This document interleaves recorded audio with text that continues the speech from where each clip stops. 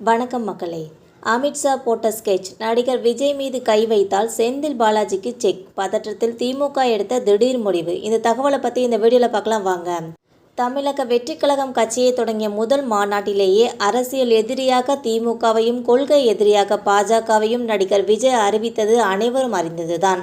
சட்டசபை தேர்தலுக்கு இன்னும் சில மாதங்கள் மட்டுமே இருப்பதால் நடிகர் விஜய்க்கான ஆதரவு அதிகரித்து கொண்டே சென்றது. இப்படியான நிலையில்தான் கரூரில் விஜய் மேற்கொண்ட பிரச்சாரத்தில் சிக்கி 41 பேர் உயிரிழந்தனர். இதனால் தமிழக வெற்றிக் கழகம் கட்சிக்கு மிகப்பெரிய சிக்கல் எழுந்தது. டெல்லியின் உதவியை நாட நிர்மலா குமார் மற்றும் ஆதவ் அர்ஜுனா ஆகிய இருவரும் முயற்சி செய்தனர். அதன் பிறகு ஆதவ் அர்ஜுனா டெல்லிக்கு கமாண்டோ பாதுகாப்புடன் தனி விமானத்தில் பயணம் செய்தார்.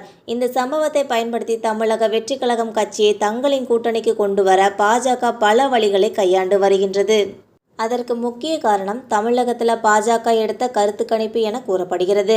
தமிழகம் முழுவதும் பாஜக சார்பாக எடுக்கப்பட்ட கருத்து கணிப்புகளில் நடிகர் விஜய்க்கு சுமார் 15% வரை மக்களின் ஆதரவு இருக்கும் என்று தெரிய வந்துள்ளது.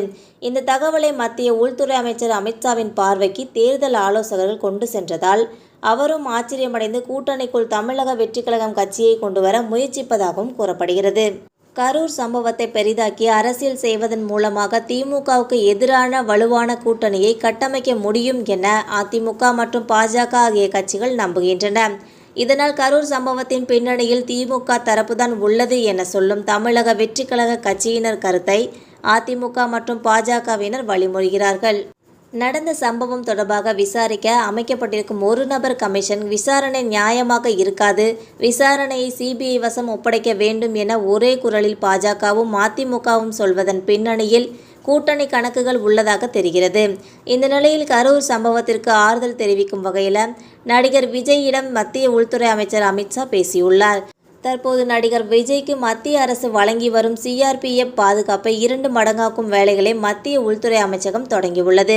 நெருக்கடியான இந்த சூழலில் ஆதரவாக இருப்பதன் மூலமாக தமிழக வெற்றிக் கழக தலைவர்களும் தொண்டர்களும் அதிமுக, பாஜக மற்றும் தமிழக வெற்றிக் கழக கூட்டணிக்கு தலைமையை வலியுறுத்துவார்கள் என திட்டமிட்டு அதற்கு ஏற்றது போல அமித்ஷா காய் நகர்த்தி வருவதாக கூறப்படுகிறது.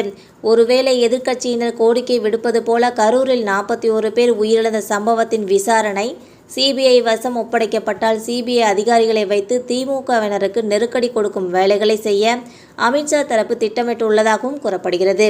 இந்த விஷயத்தில் அமித்ஷா நினைப்பது போல எதுவும் நடந்துவிடக்கூடாது என திமுக தரப்பு பதற்றத்தில் உள்ளதுனே சொல்லலாம். இந்த விஷயத்தில் வேகமாக செல்ல வேண்டாம் என்று பாஜக தரப்பையும் அமித்ஷாவையும் இரு தரப்புக்கும் நெருக்கமானவர்களையும் கொண்டு சமாதானப்படுத்தும் முயற்சியில் திமுக களமிறங்கி உள்ளதாக அறிவாலயத்திற்கு நெருக்கமானவர்கள் தகவல்கள் தெரிவித்துள்ளனர்.